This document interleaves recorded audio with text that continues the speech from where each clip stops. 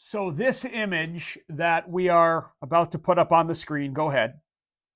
That image right there might be the highlight of the night and the number one reason for optimism moving forward.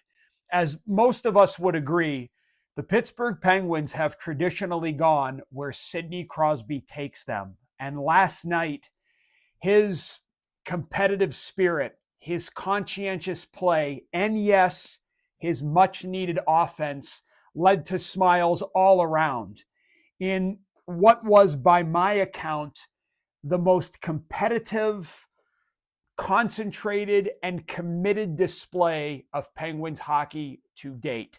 If you are looking for the what, the why, and the how, you have come to the right place. Let's break it down.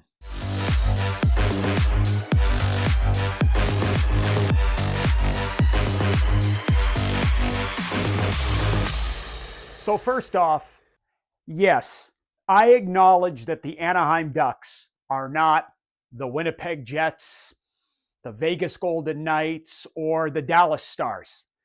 At the same time, though, the Penguins aren't the Florida Panthers. Think about that. Winning, gang, is never easy in today's NHL. And as the saying goes, 2 points are 2 points. So when I look back on last night's huge win to snap the losing streak, I have a very, very key takeaway. I want to share it with you, and it's this.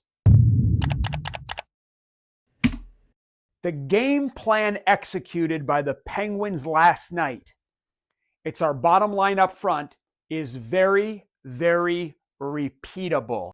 It's hard, but it's repeatable because so much of what the Penguins did for most of the night is within their control. Mike Sullivan called it a good blueprint moving forward. He and I are very much aligned there. To illustrate that, I want to walk you through this list here. Hopefully I don't knock anything over. This list right here that's on the whiteboard right now. This is some of the verbiage that Mike Sullivan used in his roughly 14-minute post-game press conference last night. It was a long one. Mike Sullivan talked about stopping in the good ice. He said this in reference to Sidney Crosby's play. I've talked a lot in recent episodes about the need for the Penguins to commit to a true stop and start game. No looping. Mike Sullivan last night referenced rush coverage and rush defense. If you've been watching, we've zeroed in on that a lot in past episodes. He talked about getting pucks behind the Anaheim defenseman. I use the term firm a lot to stress the need to always advance the puck by the opponent. The Pens certainly did their fair share of that last night. Sully mentioned that the team embraced traffic and that they held on to pucks a good bit. You may recall me using the term heavy quite a bit to emphasize the need to protect and possess the puck. Heavy is very, very much a mindset. The bench boss Sullivan referenced the Penguins' need to play in a tight area, which we identified in the very first episode of the Debrief as being central to their identity moving forward. And one of Mike Sullivan's key messages post-game was this right here, okay? Continued reference to the Penguins needing to defend versus score their way to success. And last night, they embraced that reality, something we also acknowledged in episode 1. Remember, we used the phrase, embrace the reality. Yeah, the Penguins showed that they can do that in last night's win over the Anaheim Ducks. All right, so back to the front of the board. With the exception of one of my main reasons for success last night, which we're going to get into now. Everything displayed by the Penguins can be brought forward again on Saturday night versus Montreal. Here's what I saw. Alex Nedeljkovic, Michigan native, former Bell Tire AAA goaltender when I was scouting in the USHL back in the day.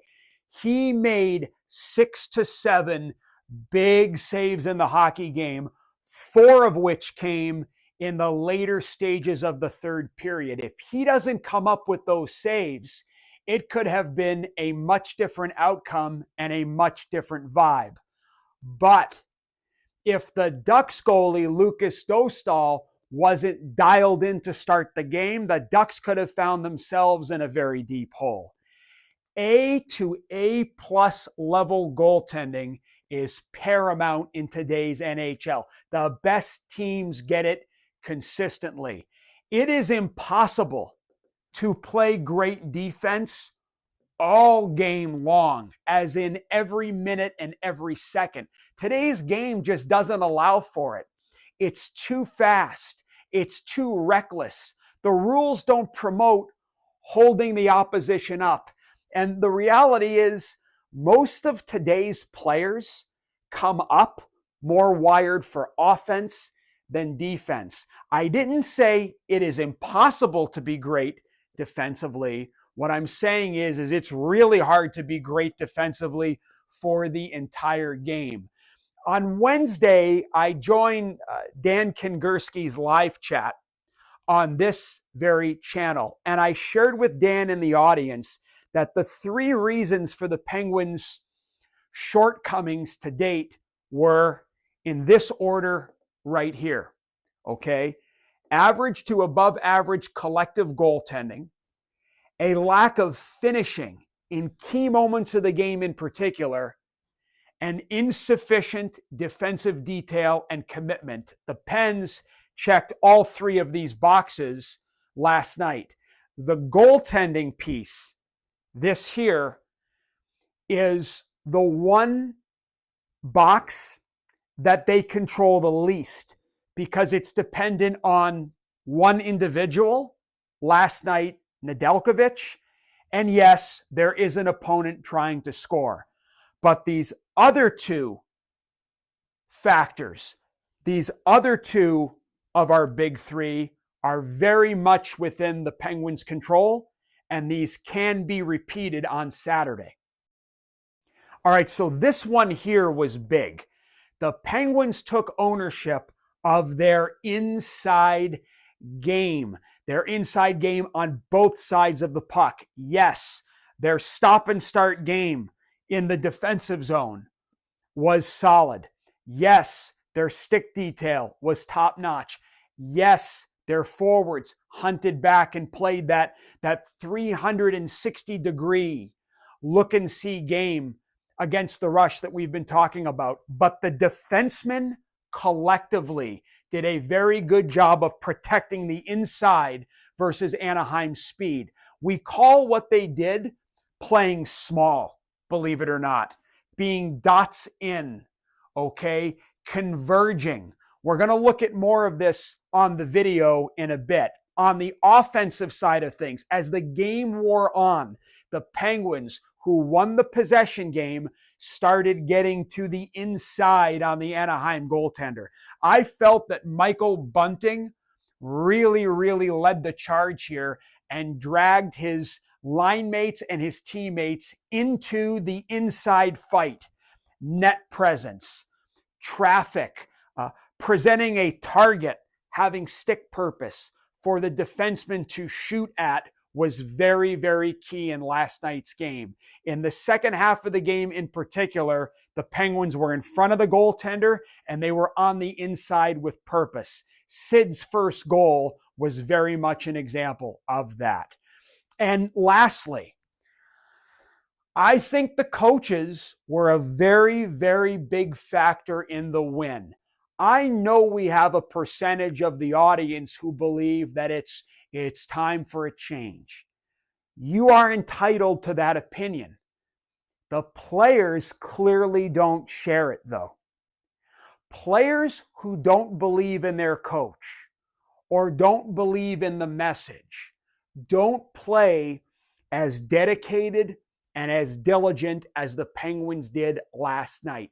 Players who have tuned out or who have quit on their coach don't display what we saw last night. I credit Sullivan for his clear persistence with the message that we all know the Penguins need to absorb. I mean, as an example, relative to his style and his standard, Erik Karlsson, who I have been, I'll use the term appropriately critical of, played a very composed game.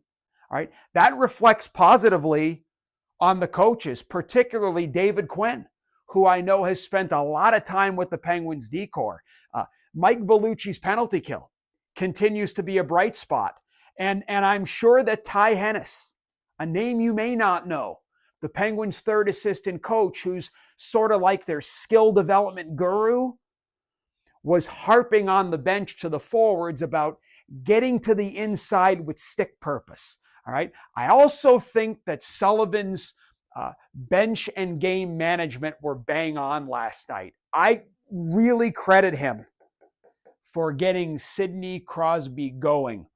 You'll notice, if you look back on last night's game, 71, 87, and 67 Raquel were double shifted at times, and they were deployed in key offensive zone situations. The depth guys did the depth jobs, and the top guys generated chances and offense. I give the coach and the coaches credit for doing what coaches need to do. Put the right players in the right situations so that they can do the right things at the right time on the ice. One last point on Sullivan. I know some of you feel that the coach needs to hold his top players accountable more. I thought Chris Letang struggled a bit last night. Like, I have so much respect for the selflessness and the sacrifice he showed in the first period. Remember, blocking shots with every part of his body around the net to save a goal against. But his decision-making last night, if I may say so, was not top flight. I think that's fair to say. Late in the game on the power play, if I recall correctly, I don't know if some of you caught this, Sullivan swapped Letang for Matt Grzelcyk on the top power play unit. I also found it interesting in the overtime. Did you catch this? Letang went over the boards third. Karlsson and Grzelcyk went out ahead of 58. Is that a version of a coach holding a top player accountable? Yes. And that, my friends, is real accountability.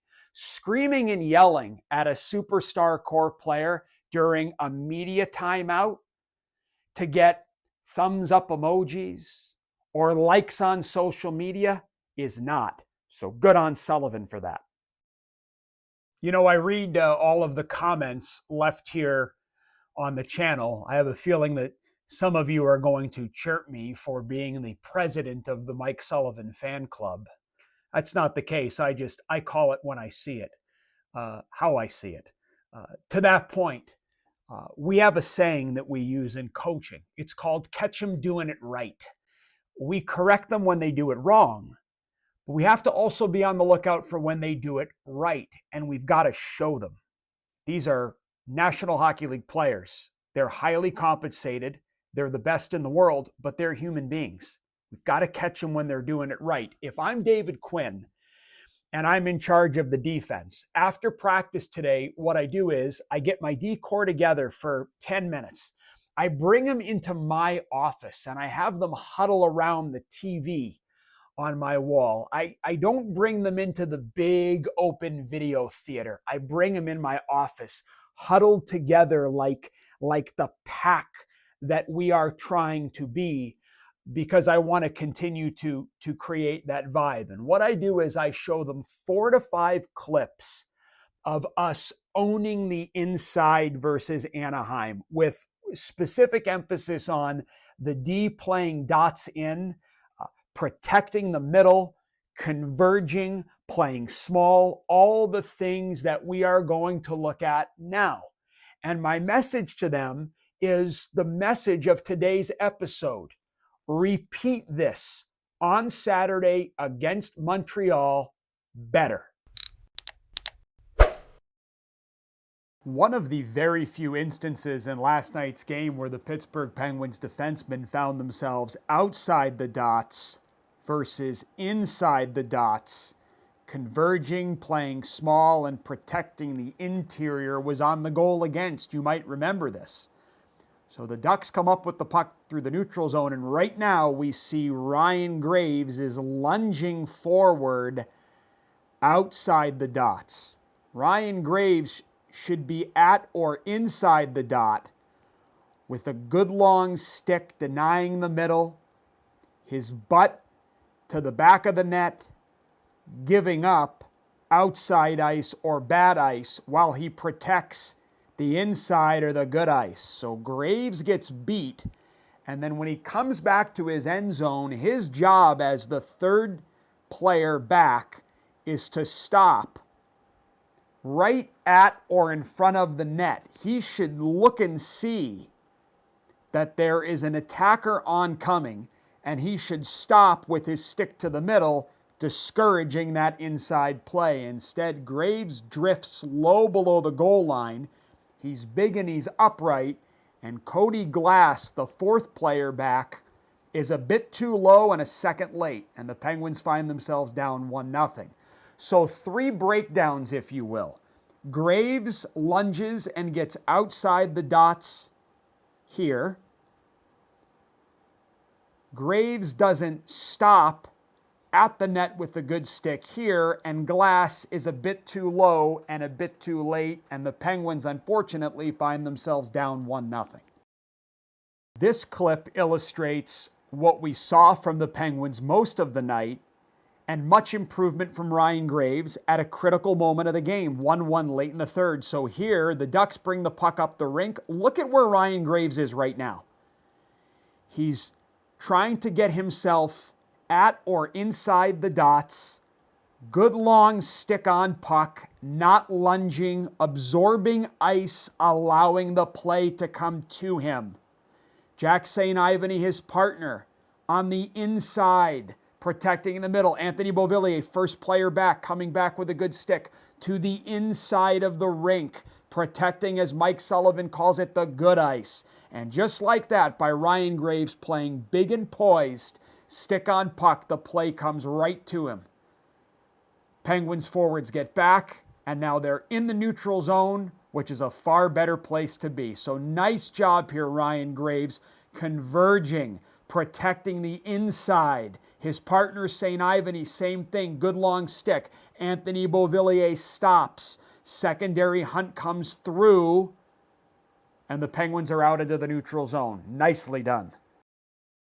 This clip here illustrates everything we've talked about in today's episode, as well as a very, very important point, which I'll get to in a second. The Penguins are in the offensive zone. This is an excellent job by Jack St. Ivany, a very reliable defenseman, to move his feet to the middle. Nicely done. And a great job by Ryan Graves, protecting the inside. And you'll notice here Graves works from the inside to the outside, which is exactly what you want. What do you know? Anthony Beauvillier communicating with his D partner, and then what his partner does is he returns the favor and helps him out. St. Ivany tells Beauvillier, pick up that attacker. I'll pick up this attacker. Graves again working inside out, stick on puck, pushes the opponent to the outside. Look at how in sync the Penguins are here. And the Ducks get nothing because the Pens have the inside taken care of. So an excellent job here, winning the inside game, the game within the game, protecting the good ice. And what I love is When you play great defensively, you get offensive chances.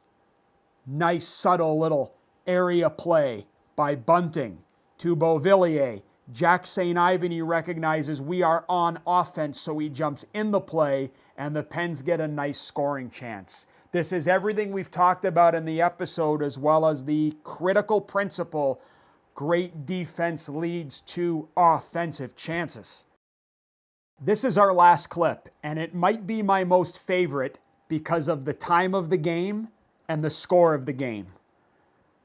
First off, I love that Michael Bunting does not unnecessarily, here it is right here, chase behind the net. He does an outstanding job using the front of the net. So he's in good position. Noel Acciari's in good position. Cody Glass is reloading through the guts of the rink, and the defensemen have the inside protected. Excellent stick and positioning from Grzelcyk. Excellent stick and positioning from Letang.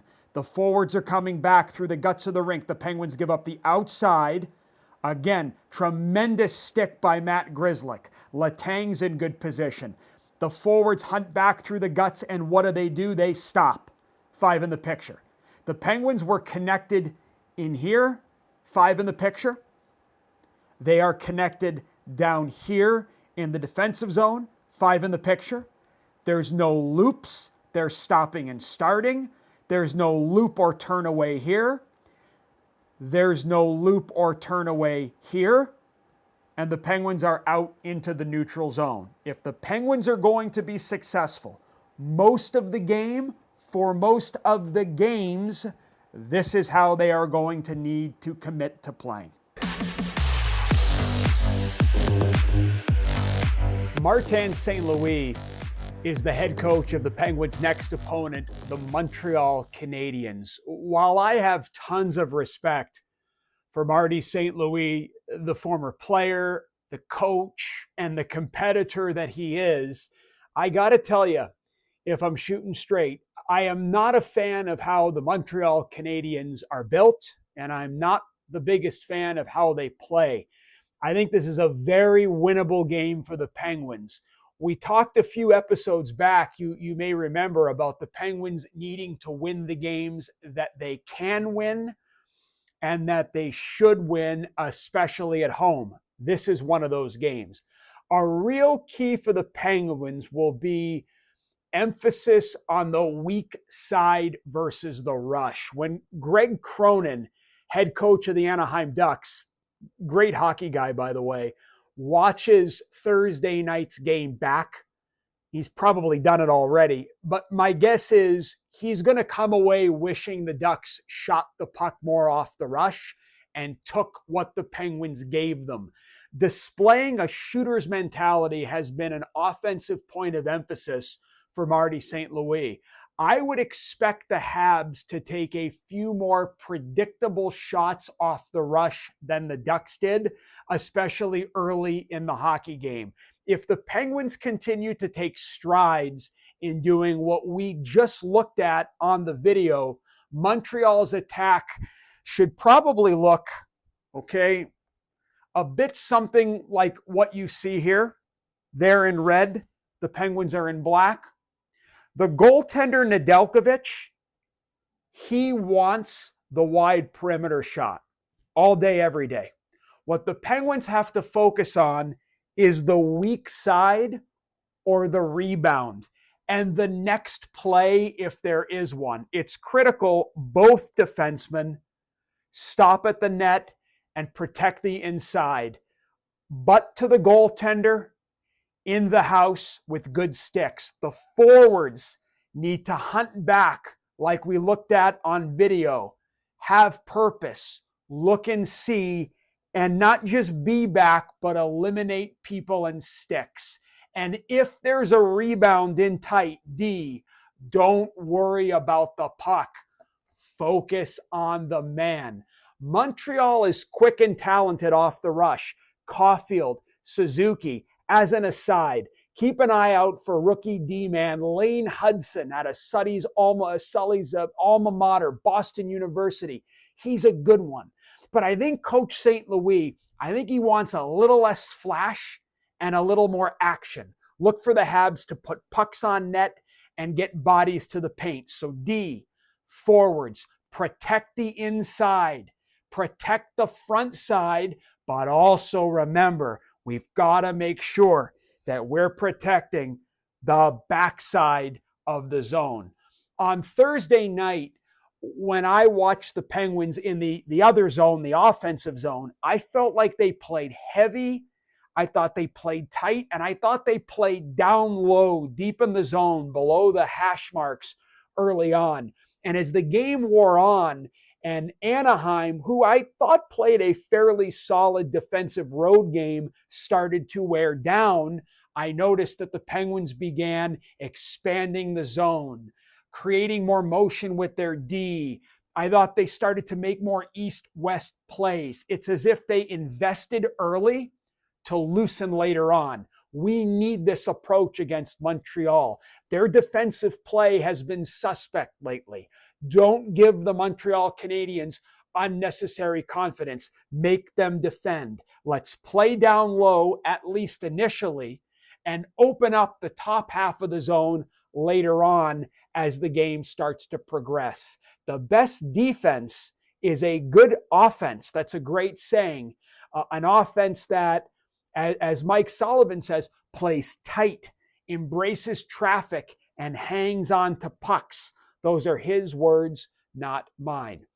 And last point, Sully, if you're watching, because I know you don't have anything better to do on a preparation day than watch the debrief, don't touch the lineup. Please, don't touch the lines. Even if you're tempted to, because you're not sure if this unbalanced approach with Crosby, Malkin, and Raquel on the same line will be sustainable long-term. Block that out, Sully. Leave it be. Sid feels good now. Raquel likes playing with him. Glass and Beauvillier are in the absolute right roles, for example. OC just has to be OC. Lazat is going to get better with each game. Continue allowing Puustinen to build his game by being in the lineup. And most importantly, allow the players to feel the confidence of knowing, same lineup. This group did it on Thursday, so let's go out and do it again on Saturday night in front of another home crowd. As always, I hope all of you enjoy the Penguins. I hope you enjoy the game against Montreal, and I hope you enjoy our great sport. And oh yeah, by the way, if I don't talk to you before Tuesday, don't forget to get out and vote. See, I think about more than just hockey. All right, enough out of me. Enough out of me and the corny stuff. Thanks as always, everybody, for watching, and we will see you next time.